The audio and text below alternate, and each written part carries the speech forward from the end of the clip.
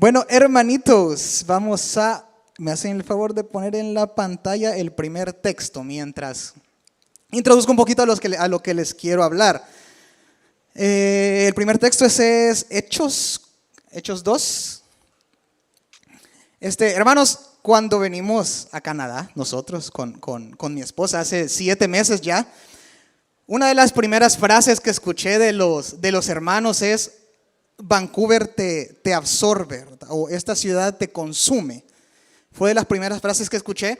Y por el contexto de lo que estábamos hablando, yo supe que estábamos hablando se estaba refiriendo a la poca asistencia que hay a veces en los servicios o la falta de apoyo que hay a veces en los proyectos. Y fue inevitable pensar en la iglesia de donde venimos con mi esposa. Ustedes saben que la iglesia central, aún después de la pandemia, mantiene una asistencia promedio de ¿qué? 3,000 personas. Un servicio completo anda por las 7,000 personas. Entonces, no digo que una iglesia sea mejor que la otra, ¿verdad? Obviamente hay iglesias con 10 personas que tienen mejor corazón que iglesias con 100,000 personas, ¿verdad? Eso no tiene nada que ver. Pero ver las diferencias entre esta iglesia y la otra, sobre todo en servicio y comunión, me golpeó bien fuerte hasta cierto punto. A mí me gusta mucho servir en la iglesia. A mi esposa igual, ama cantar y todo. Ustedes ya la vieron, amamos estar aquí. Y nosotros tenemos muchas conversaciones acerca de nuestra manera de servir aquí. Y todo eso me hace pensar bien seguido, ¿qué tanto debemos nosotros adaptarnos a este nuevo lugar? ¿Qué cosas hay que adoptar de este nuevo lugar y cuáles no hay que adoptar? Prácticamente la pregunta que estamos haciendo aquí es: ¿qué cosas nosotros, y ahora hablo de todos nosotros, ¿verdad? ¿Qué cosas nosotros debemos hacer, decir y pensar en cualquier iglesia, no importando el país en el que se esté? Sí, obviamente, para saber cómo pertenecer a una iglesia en la manera que Dios quiere, tenemos que ir a la palabra de Dios, ¿verdad? Entonces, antes de leer el texto, es Hechos 2:42. Hechos 2:40, desde el 41, Hechos 2:41. Recordemos algo rápidamente. Esto es después de que Jesús ascendió al cielo. El Espíritu Santo ya estaba con los cristianos, ya había descendido y todo, ¿verdad? Entonces, sabemos que estas palabras son palabras escritas por alguien inspirado por el Espíritu Santo. Por lo menos,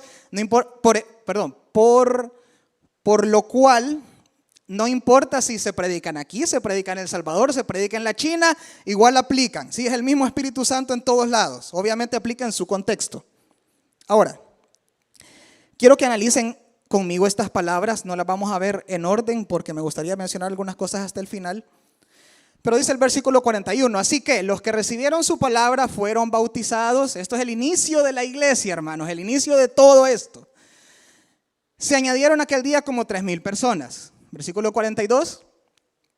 Y perseveraban en la doctrina de los apóstoles, en la comunión unos con otros, en el partimiento del pan y en las oraciones. Primero, quiero que veamos esa palabra. Las oraciones, no me quiero detener mucho en este aspecto, porque ustedes ya saben que es parte fundamental de un cristiano la oración, ¿verdad?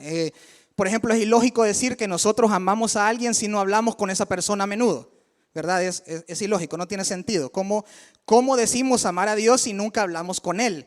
Y cuando hablamos es pura palabrería superficial, ¿verdad? ¿Cómo decimos amar a nuestro prójimo si nunca pedimos en oración a Dios por nuestro prójimo? Sí, ahí estamos violando los 2 mandamientos principales que Jesús dijo. Sí, solo con la oración. Pero ustedes saben estas cosas, saben que la oración es indispensable y que hay mucho por lo que orar, ¿verdad? Aquí en la iglesia y afuera. Y mientras más conozcamos a Dios, más cosas vamos a tener por las cuales orar. Entonces, dicho esto, podemos concluir que un creyente sin una vida de oración nunca va a alcanzar una relación íntima y saludable con Dios. ¿Sí? Es ilógico porque no se está comunicando, o sea, no tiene sentido. Sí, pero eso nosotros ya lo sabemos. La oración es fundamental para ser cristiano y para ser una iglesia cristiana. Pero quiero que noten la primera parte del versículo. Perseveraban en la doctrina de los apóstoles. Doctrina significa enseñanza, ¿verdad? Perseveraban en la enseñanza de los apóstoles. Hermanos, miren, y quiero hacer esto con cuidado y con todo el respeto del mundo. Yo soy nuevo aquí. Si Dios nos permite la bendición de un nuevo templo, quienes lo van a disfrutar por más tiempo son los que ahora son niños en nuestra iglesia, ¿verdad? Es el futuro de nuestra iglesia. Pero ¿de qué nos sirve un nuevo templo si no le enseñamos bien a ese futuro de la iglesia? Empezando desde casa, pasando por escuela bíblica y terminando aquí en el templo. ¿De qué sirve una iglesia en el futuro que enseñe cosas contrarias a la escritura? ¿Sí? Eso es una iglesia inservible, inútil, basura. ¿Sí? Y para enseñarles a los más jóvenes acerca de la escritura, tenemos que haber aprendido nosotros correctamente acerca de la escritura, ¿verdad? No se puede dar lo que no se tiene. Es principio lógico. Y saben, el pastor David da una muy buena enseñanza. Yo he escuchado a muchos pastores y ahora con las redes, YouTube y todo, tenemos acceso a pastores de todo el mundo, literatura de teólogos y predicadores de todo el mundo. Y para mí, el pastor que tenemos aquí da una enseñanza excelente. Yo de eso no me puedo quejar aquí en mi vida en Canadá, gracias al Señor. El problema es que el pastor David no puede estar adentro de nuestras casas. El problema es que el pastor David no puede dar clase en todos los ministerios, en todos los niveles de escuela bíblica. Es nuestra responsabilidad aprender correctamente la enseñanza bíblica, no solo para enseñar, sino para nuestro propio conocimiento. El cristiano, bíblicamente hablando, se supone que debe crecer en madurez espiritual. Sí, la mayoría de nosotros llevamos un montón de tiempo aquí o en una iglesia, mucho tiempo. Y deberíamos de poder enseñar y responder muchas cosas a nivel doctrinal y espiritual. Y es que la formación del creyente nunca se acaba, ¿verdad? O sea, hay demasiado que aprender. Y en base a esto, déjenme preguntarles algo. ¿Estamos listos para enseñarles a nuestros hijos, a sus amigos, o sea, nuestros amigos, a sus compañeros de trabajo, a sus jefes, acerca de temas actuales que afectan el ambiente cristiano? Temas como el progresismo, el marxismo cultural, el relativismo moral, el pluralismo religioso, el apateísmo. ¿Estamos listos para dar respuestas a preguntas difíciles de nuestra fe como ¿por qué Dios mandaba matar a tanta gente en el Antiguo Testamento? ¿Por qué Dios permite que gente inocente sufra hoy? ¿Podemos defender la divinidad de Jesús? ¿Podemos explicar la Trinidad? Y más aún, y creo que más importante, y más aún, ¿estamos educándonos en cómo la Biblia dice que debemos ser maridos de una sola mujer? El sometimiento de la esposa al marido y del esposo a Cristo. En cómo ser buenos líderes que hagan crecer nuestros ministerios, en cómo someternos a nuestras autoridades, aunque no nos gusten sus decisiones, en cómo poner la otra mejilla, en cómo amar y orar por nuestros enemigos. Ya podemos manejar todo eso. Y si usted me dice, sí, hermano, yo ya puedo manejar al 100% todo lo que usted acaba de decir. Hermano, yo le quiero decir que aún le falta. Porque eso es una ínfima parte de todo lo que la Biblia nos enseña. ¿Sí? Nunca vamos a terminar de desarrollarnos bíblicamente. Nunca. ¿Sí? Y no solo para aprender y enseñar. Al estudiar la Escritura de manera seria, vamos a orar mejor porque lo vamos a conocer mejor. En la Escritura está lo que Dios hizo, hace y hará. Con ella vamos a dar mejores consejos y vamos a saber cómo Dios quiere que vivamos nuestra vida cristiana. Mira el texto de Hechos, dice: se mantenían firmes en la enseñanza de los apóstoles. No dice se convertían e iban a la iglesia y ya. Dice se mantenían firmes en la enseñanza. Y la enseñanza implica avance. ¿Sí? La enseñanza implica que cada día aprendes más y más y más y más y más. Ahora, nosotros como cristianos, después de tantos años aquí, ya deberíamos de ser capaces de pasar de temas sencillos de la Escritura a temas más profundos en algún punto de nuestro crecimiento. Hermanos, debemos estudiar la Escritura de manera seria, académica y profunda si queremos que ese nuevo templo valga la pena. ¿Sí? Como les dije, si no va a ser una pérdida de tiempo, dinero, espacio que podría usar la otra iglesia que sí enseña la Escritura correctamente. Ahora, una de las primeras cosas que uno aprende cuando estudia la Escritura correctamente son los dos más grandes mandamientos, que ya más o menos lo lancé, ¿verdad? Así al aire. ¿Cuáles son los dos más grandes mandamientos que dijo Cristo? ¿Sí? Fuerte. Amar a Dios con nuestra alma, mente y fuerzas. Y el segundo es amar al prójimo. Es decir, amar a otros antes que... Los dos mandamientos implican amar a alguien más antes que a mí. Los dos. ¿Sí? Primero a Dios y después a todos los demás. Hermanos, aquí en el Redentor yo de eso tampoco me puedo quejar mucho realmente, gracias al Señor. Sí, hasta donde he visto le prestan mucha atención a la gente que viene nueva. Y todo, la gran mayoría, ¿verdad? De los que he visto, he comido cosas exquisitas en la casa de muchos de mis hermanos aquí, he ido a un montón de lugares gracias a ustedes, mis hermanos aquí, y hemos conocido maravillosas personas aquí dentro de la iglesia. Y saben, esa es una de las grandes diferencias entre esta iglesia y la iglesia la iglesia central, no porque allá sea malo, sino que mientras más grande, es más difícil estar pendiente de tanta gente, ¿verdad? Y hacerse amigo de tanta gente, imagínense cuánta gente tendríamos que invitar a comer y a llevar. Allá es mucho más complicado, allá generalmente la gente llega y se va, así. Entonces, tenemos que estar felices de tener la bendición de convivir aquí en este pequeño grupo hasta cierto punto. Ahora, ese actuar cristiano que ya hay en el Redentor, y qué bueno, es lo que Dios dice que debemos mantener. Pero esa parte generosa que ustedes tienen de, hermano, necesita algo, hermano, mire, le voy a regalar esto, hermano, lo voy a llevar a comer, hermano, esa parte generosa no es tanto la que quiero tocar, ¿sí? Porque esa no creo que haya mucho problema, sino que la que quiero tocar es la parte de la comunión en general. Miren el texto, después de dar esa pequeña lista que están viendo en pantalla, en el versículo 44, 2 versículos después, vuelve a recordar, todos los creyentes estaban juntos y tenían todo en común. Siguiente, vendían sus propiedades y posesiones y compartían sus bienes entre sí según la necesidad de cada uno. Entonces, hermanos, ustedes tienen que vender todo lo que tienen. No son broma. Ellos cumplían sus bienes entre la necesidad de cada uno. No dejaban de reunirse unánimes en el templo ni un solo día. De casa en casa partían el pan y compartían la comida con alegría y generosidad. Más adelante lo refuerza todavía más en Hechos 4:32. Dice, todos los creyentes eran de un solo sentir y pensar. Nadie consideraba suya ninguna de sus posesiones, sino que la compartían. Aquí es donde viene la importancia de congregarse, hermanos. Ustedes ya lo saben. ¿Cómo vamos a construir comunión con nuestros hermanos si no estamos aquí, verdad? O si solo venimos y nos vamos. O peor aún, yo creo que este comportamiento no debería existir en ninguna iglesia. Peor aún, si no queremos hablarle a los hermanos.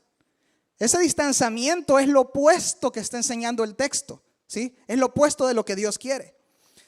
Hermanos, quienes tienen un mismo sentir en Cristo lo manifiestan continuamente en la relación con sus hermanos. El distanciamiento entre cristianos es manifestación de la carne y un mal testimonio para el evangelio. Un teólogo muy famoso llamado Samuel Pérez Millós describe esta comunión que tenemos que tener de la siguiente manera.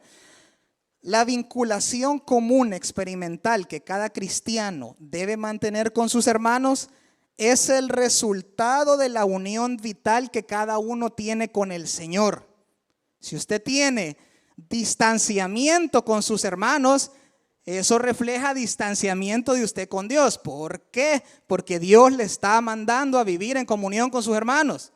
¿Sí? Y si usted no hace eso, usted está desobedeciendo a Dios. Y si usted está desobedeciendo a Dios, yo dudo que tenga una buena comunión con Dios. ¿Sí? Ahí va la cadenita. Hermanos, ser generosos es necesario, por supuesto, eso no lo dejen de hacer. ¿Sí? Pero creo que a veces es más difícil ser amigable que ser generoso. Porque ser generoso sí implica un interés por mi hermano y recursos para darle, ya sea dinero, tiempo o energía. Pero ser amigable con mi hermano implica dejar de lado los chismes, trabajar en equipo, ser humilde, someterse, tener amor al hablar. Todas esas son cosas que doblegan nuestro carácter, no solo nuestra billetera, nuestro tiempo y nuestra energía, ¿sí? Sino que doblegan en quien yo soy, de la manera pecaminosa, ¿verdad? Por supuesto. Y hermanos, la unión que debemos tener aquí en la iglesia es tan importante que hasta Jesús oró por eso estando aquí. Se los voy a recordar en Juan 17:18. Jesús oró por eso. Dice, como tú me enviaste al mundo, yo los envío también al mundo. Y por ellos me santifico a mí mismo para que también ellos está hablando de sus discípulos y apóstoles, ¿verdad? Sean santificados en la verdad.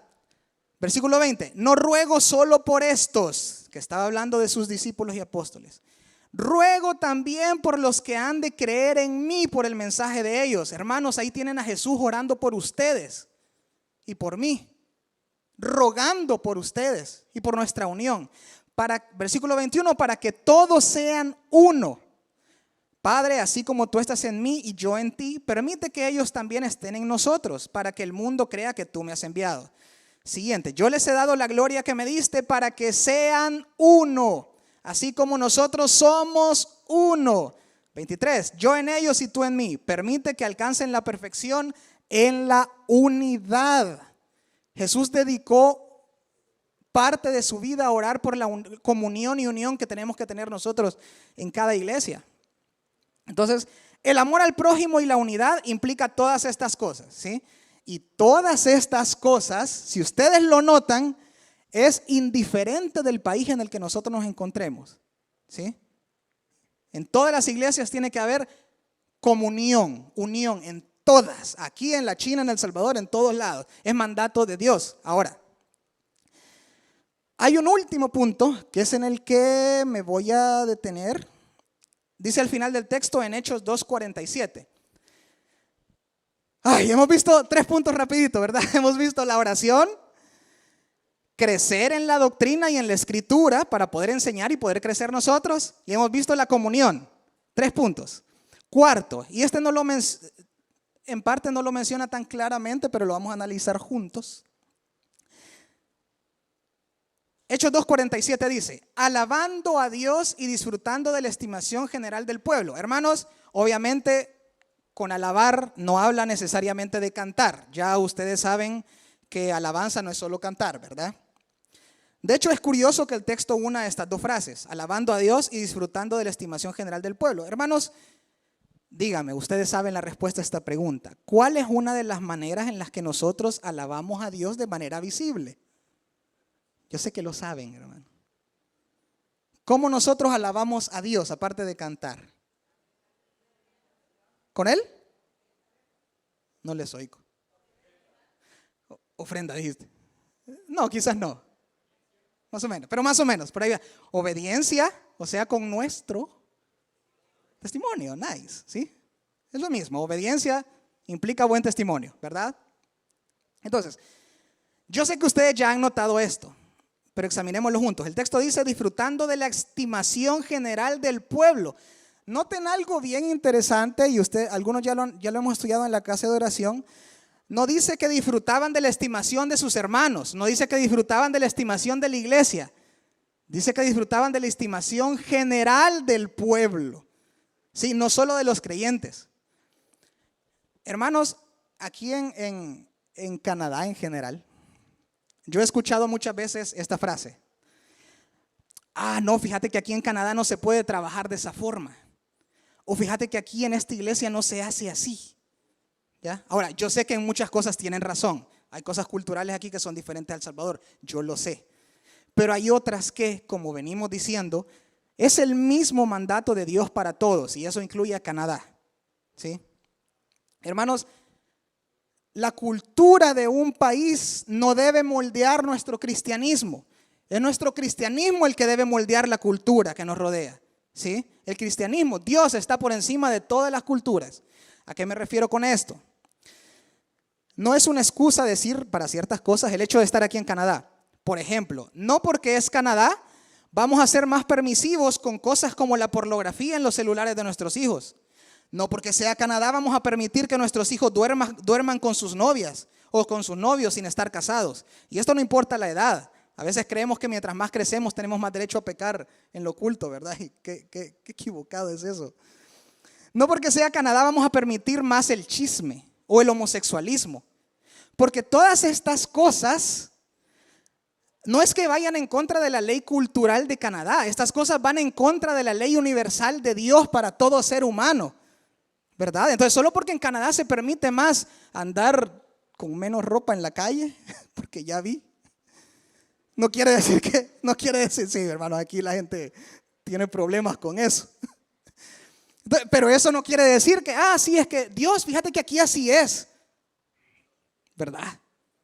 O sea, es ilógico. Se supone que que la vida tanto pública como privada de un cristiano debe ser diferente. Y esto no es cristianismo radical, hermanos, esto es cristianismo básico, ¿sí? Es cristianismo básico. Si nosotros nos alejamos del pecado, las personas que no son cristianas, que viven practicando el pecado, van a notar la diferencia. Y eso, hermanos, que ellos noten la diferencia, alaba a Dios, ¿sí? Dice en 1 de Pedro 2:11, un texto solo para reforzar este punto rapidito.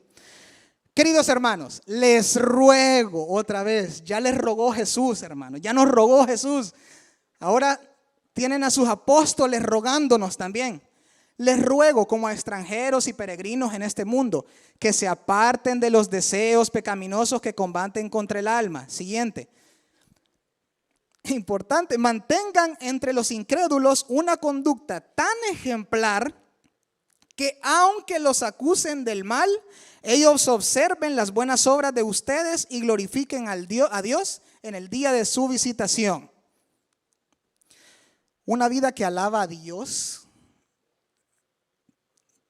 tiene inmediatamente la alabanza del pueblo en razón del testimonio que damos. A eso se refiere el texto de Hechos que estábamos viendo. El pueblo notaba la diferencia y esos mismos cumplidos que hacía el pueblo es ya una forma de alabanza a Dios, ¿sí?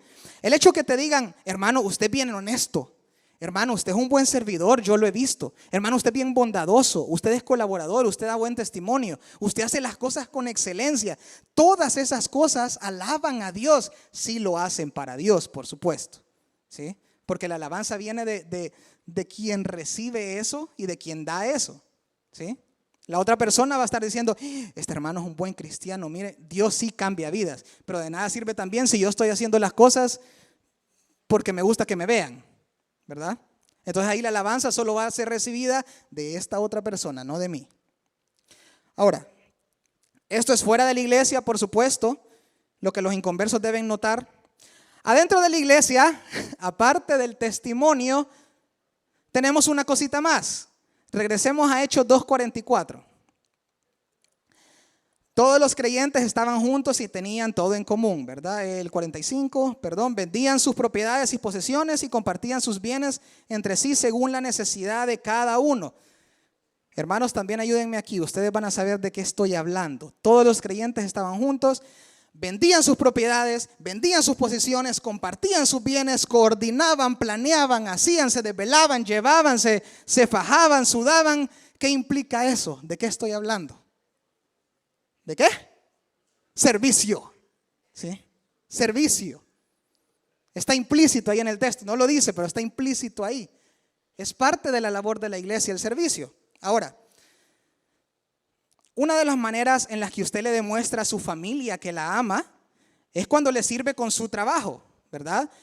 Usted le demuestra a sus amigos que los ama cuando usted les ayuda, a sus hijos cuando usted les sirve con su tiempo y a Dios cuando usted les sirve estando en sus actividades.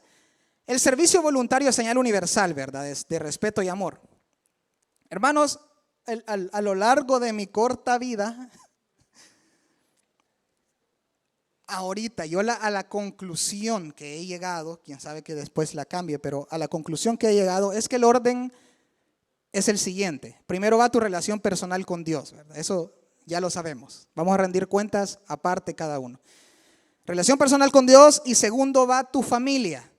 Por consiguiente, el trabajo. Ya les voy a decir por qué. Y luego en tercero viene el servicio. Coloco el trabajo con la familia porque ¿cómo vas a proveer a tu familia si no tenés trabajo? ¿Sí? Fácil. Ahora, y trabajar es un mandato que Dios nos da, ¿verdad? Para proveer lo suficiente, no en exceso, para proveer lo suficiente a su familia. Sí, usted tiene que analizar bien cuánto es lo suficiente que usted le va a dar a su familia y lo demás que lo va a dar a los demás. ¿Sí? Lo suficiente. Ahora, luego de la relación personal con Dios, su familia y su trabajo, se deriva el servicio. ¿Por qué? Porque si primero amas a Dios, tú le vas a querer servir a Dios y ayudar en su reino, ¿verdad? Y si amas a tu familia, tú vas a querer que tu familia también le sirva a Dios, ¿verdad? Entonces, ahora, el hecho que tu familia y tu trabajo estén por encima de tu servicio hasta cierto punto, eso no significa que no debas luchar por servir. ¿A qué me refiero con esto? Por ejemplo, luchar por mover sus horarios de trabajo, luchar por hablar con su jefe para poder servir, por prepararse en su juventud y así poder tener un trabajo más flexible y así poder servir, hacer las cosas en orden en su matrimonio para poder servir. La familia y el trabajo no deben ser una excusa para no servir. Ahora, ustedes conocen su situación, hermanos. No les estoy diciendo que renuncien a su trabajo ni nada de eso, ¿sí? Yo sé que a veces hay también dificultades de salud que nos impiden servir. Pero la gran mayoría de los que estamos aquí presentes saben las cosas que pueden mover y las cosas que pueden manejar de manera diferente para poder servir. Y si en estos momentos, hermanos, es imposible que usted sirva en ningún ministerio, pero así usted ya hizo de todo, es imposible, su trabajo no se mueve. Mire, todos mis trabajos y mis compromisos me chocan con todos los cultos y servicios de la iglesia. Si es imposible que usted sirva, entonces lo que usted debería estar haciendo es orar intensamente para que Dios le dé la oportunidad de cambiar esa situación y así poder servir, ¿sí?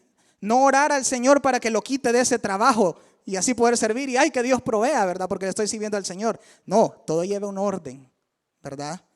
Pero usted puede orar por su trabajo para poder servir aquí. Ahora, y generalmente las razones para no servir, no siempre, pero generalmente las razones para no servir generalmente no son bíblicas. Así como las razones para no cantar durante el servicio, no orar, no leer la escritura a diario, no orar con la familia.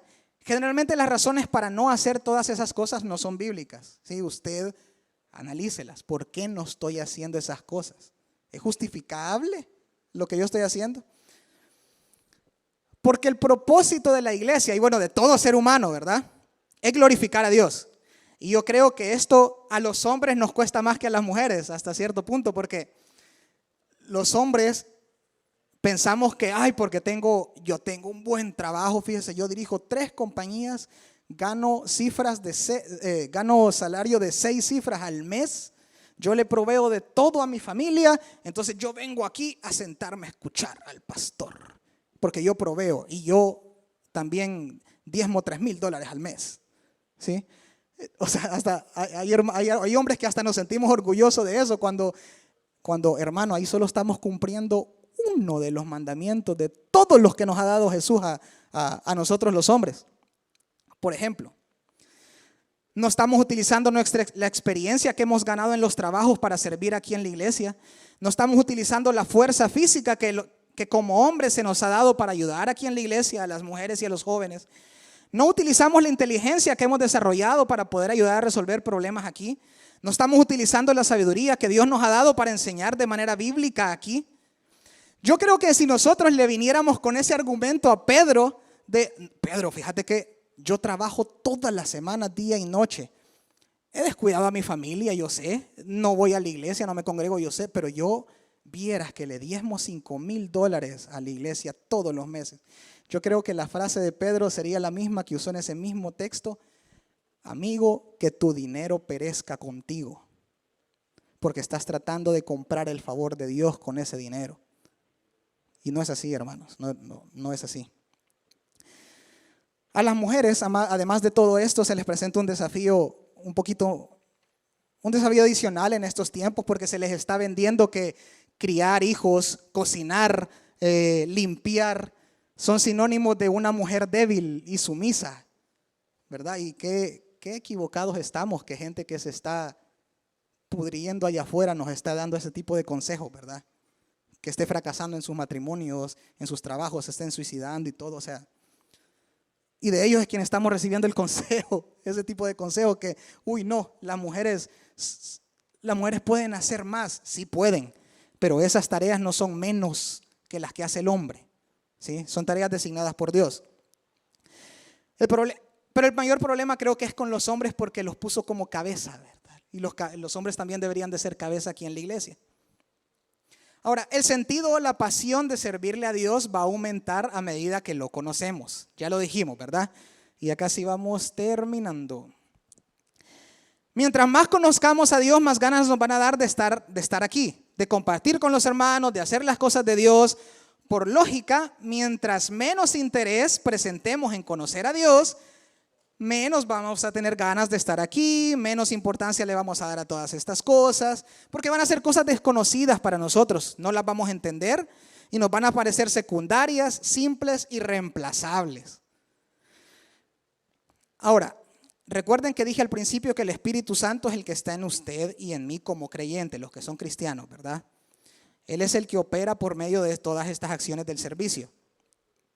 Nosotros le vamos preparando el camino al Espíritu Santo para que se mueva en la iglesia y se mueva allá afuera.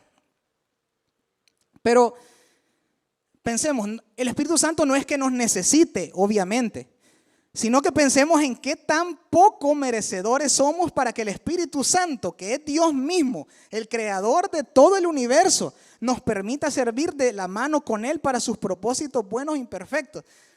Hermanos, ¿qué necesidad tiene Dios de usar pecadores como nosotros?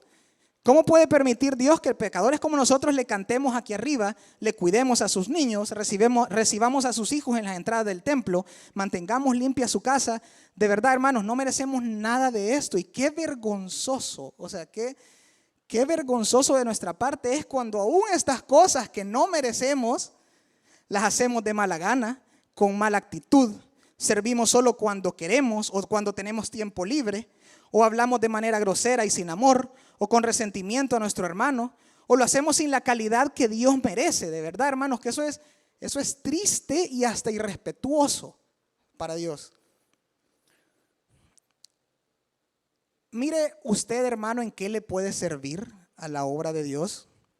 Si usted no ha descubierto en lo que es bueno, entonces usted prepárese, hermano, prepárese, aprenda, venga a los estudios bíblicos, absorba de la Biblia, porque aunque usted no sirva en un ministerio, usted conversaciones allá afuera siempre las va a tener.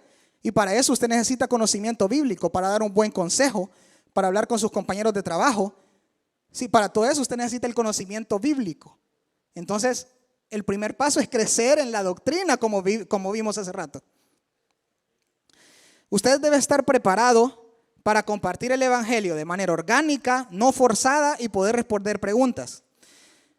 Y hermanos, al menos una sonrisa creo que en cualquier país se puede dar, ¿verdad? ¿Verdad? O sea, no sé, ustedes me dicen si hay algún país donde sonreír sea ofensivo. Ustedes ahí me dicen después si eso existe.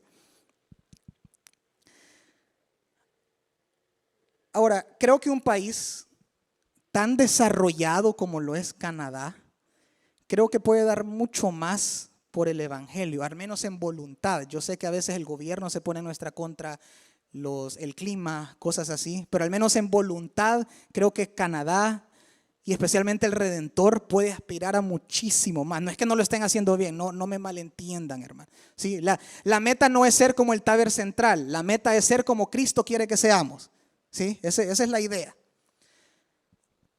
Entonces, hermano, una excusa no es, hermano, pero fíjese que yo predico con mi testimonio, nada más. Hermano, sí, el testimonio es importante, pero ni siquiera Jesús predicó solo con su testimonio. Ni siquiera Él. La Escritura dice, ¿y cómo van a oír si nadie les predica? Dice la Escritura. Y no está hablando del testimonio, está hablando de hablar. ¿Sí? La gran comisión.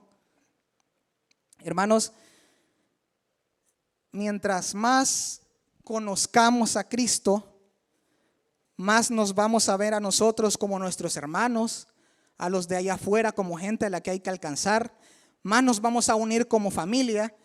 ¿Quién de ustedes cuando ve a su hijo o a su esposa en algún proyecto lo deja solo? Cuando nuestros hijos o algún familiar que usted ame mucho está realizando algo, usted busca cómo apoyarlo, ¿verdad? Usted, hey, hija, qué bueno que estás haciendo eso, o brother, hey, qué bueno que estás haciendo eso. ¿Cómo? Te ayudo, te puedo ayudar en algo, ¿sí? Porque a uno le interesa a la persona. Es lo mismo en la iglesia, ¿sí o no? O sea, es la misma lógica. Hermanos, mientras más estemos aquí,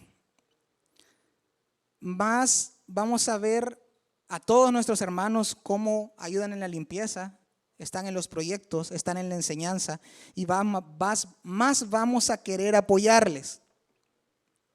Y simplemente lo vamos a hacer por amor, hermanos, por amor. Aquí el hermano sí que lleva aquí desde las 7 de la mañana hasta las 10 de la noche y está metido como en 20 cosas y allá lleva una mesa, pobrecito el hermano. Hermano, vaya y ayúdele, hermano. Es fácil, ¿sí? No le estamos pidiendo metas en todos los ministerios. Ayúdele a llevar esa mesa de aquí para allá, a mover esa silla de aquí para allá, ¿sí? Es parte del amor, ¿verdad? El amor que nos tenemos que tener. Y amar, hermanos, amar es una decisión. Si no fuera una decisión, Dios no nos hubiera mandado a hacerlo. Sí, porque Dios no tuviera manera de cambiarlo. Pero Dios nos manda a hacerlo, por lo tanto podemos decidir hacerlo. Ahora, como iglesia tenemos que dar, para terminar, una vida de oración, crecimiento espiritual, ya lo vimos, comunión y adoración, que incluye nuestro testimonio afuera y nuestros servicios. Esas son cosas que trascienden todos los países. Hermanos, sí luchemos por el nuevo templo. Y todo es un proyecto súper bonito que a mí me enciende ese sentido de servicio que yo sentí en El Salvador. Vieran que cuando escucho eso a mí me emociona tanto. Pero pregúntese, hermanos, si a partir de mañana nos tocara congregarnos abajo de un árbol ahí en el parque, ¿usted va a estar presente ahí? Haciendo lo que una iglesia se supone que debe hacer. ¿Va a sacrificar su comodidad por lo que Dios dice que una iglesia debe hacer? ¿Sí? O sea, si usted... fíjate que ahí ya no te puedo ayudar, brother. Hermanos, ahí está su tesoro, hermano. Donde está su tesoro, ahí está su corazón. ¿Sí? Hermanos, yo quiero dar todo, esto es personal, yo quiero dar todo mi corazón y mi fuerza en esta iglesia, como lo di por la iglesia central durante un montón de tiempo.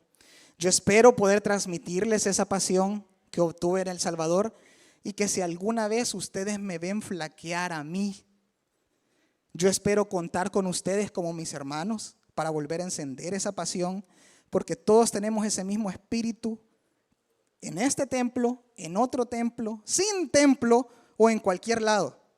Hermanos, que siempre nos muevan los dos grandes mandamientos: amar a nuestro Dios y amar a nuestro prójimo. Oremos, hermanos.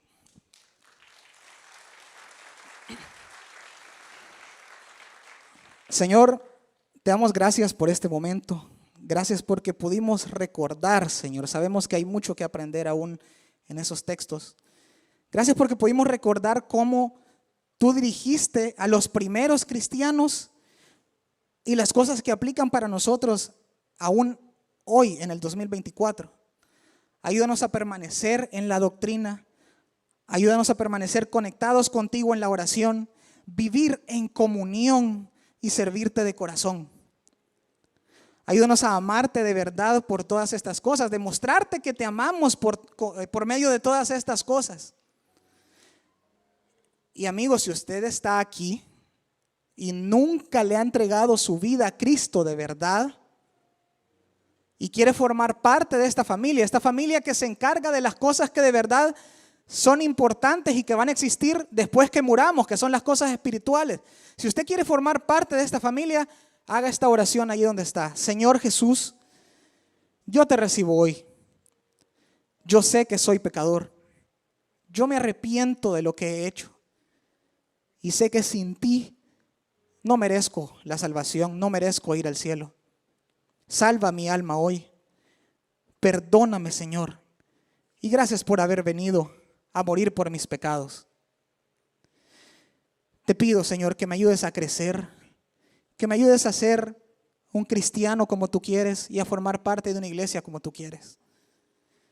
Gracias, Jesús, por aceptarme en tus brazos. En el nombre de Cristo Jesús. Amén. Señor, te continuamos orando y te damos gracias por este momento. Gracias por la enseñanza. Te pedimos que crezca en nuestros corazones y que la pongamos en práctica desde hoy en la noche y el resto de nuestra vida. Gracias te damos por todo, en el nombre de Jesús, amén y amén. Quedamos despedidos, hermanitos. Así es, hermanos, estamos despedidos. Un aplauso a nuestro hermano Mauricio. Muchas gracias, brother. Muchas gracias. ¿Y nos vemos cuándo, iglesia? El miércoles, ¿a qué hora? Así es, están todos despedidos. Bendiciones, iglesia. Hasta luego. Adiós.